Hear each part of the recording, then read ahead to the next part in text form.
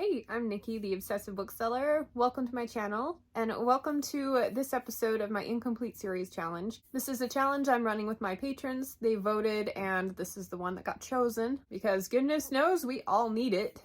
It seems like I don't talk to a lot of readers who have their series count under control.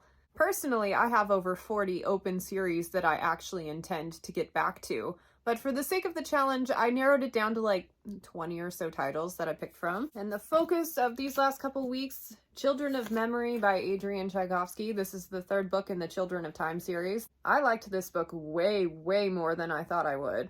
Children of Time was one of my all-time favorite reads. So good. The second book, I should have paid more attention while reading it. I got confused. I got disconnected from the characters because I got confused. And I like the biology aspect of that one, but by the end of it, it was just a struggle to finish. It's one of those things where by the time I realized I needed to pay more attention, it was already too late. And so I had heard going into this one that the first half was awesome, but the end half was convoluted and hard to follow, and yeah, not a very good read. So going into it, I braced myself, and this is one of the few instances where I think knowing a little bit more about what to expect actually worked in my favor, because I was paying so close attention. I had a whole bunch of theories early on, and because I was concentrating so hard, I didn't feel lost at what was going on.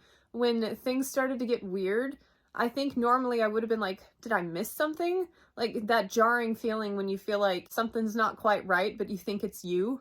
In this case, it's definitely the book. Timelines get a little confusing, and you've just kind of got to go with it. So I actually felt pretty confident about understanding what was going on the whole way through. But like I said, had I not been warned, I don't know if that would have been the case. I'm really glad that this one got chosen because I was kind of stalling on it because of my lackluster experience with the second book. I'm landing at a 4 out of 5 stars. I always just assume that books come in trilogy sets, but like the universe is his oyster in this particular series, so I wouldn't be surprised if we got another book written in it within the next couple of years.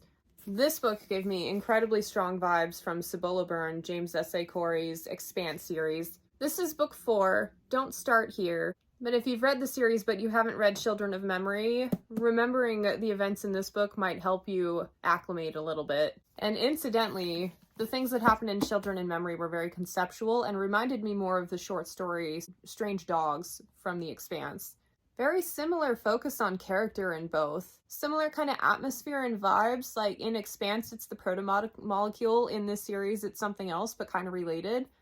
They both use biology and technology in tandem to create some interesting problems for the characters involved.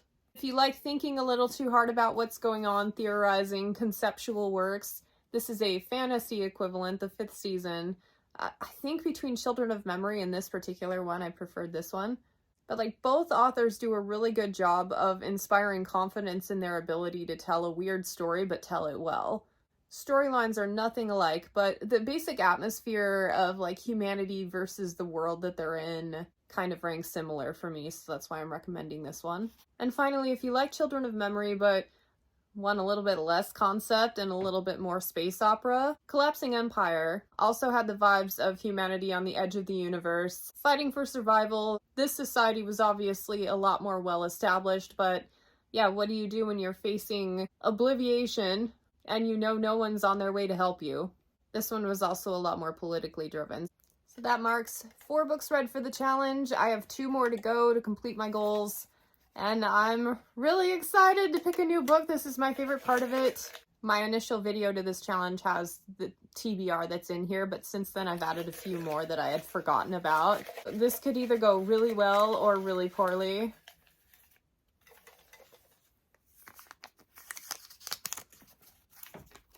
Oh, okay. Not as bad as it could be.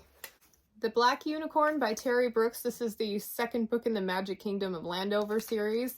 Completely different from the Shannara stuff. I read the first book for a Read Burn Hoard project and liked it well enough. There was a few, I don't like ridiculous elements in books. There was a few things of that nature, but the initial concept was just different enough that it kept my interest the whole way through. It's basically a portal fantasy. This very wealthy man in our world sees an ad for Magic Kingdom, which is for sale, and he buys it.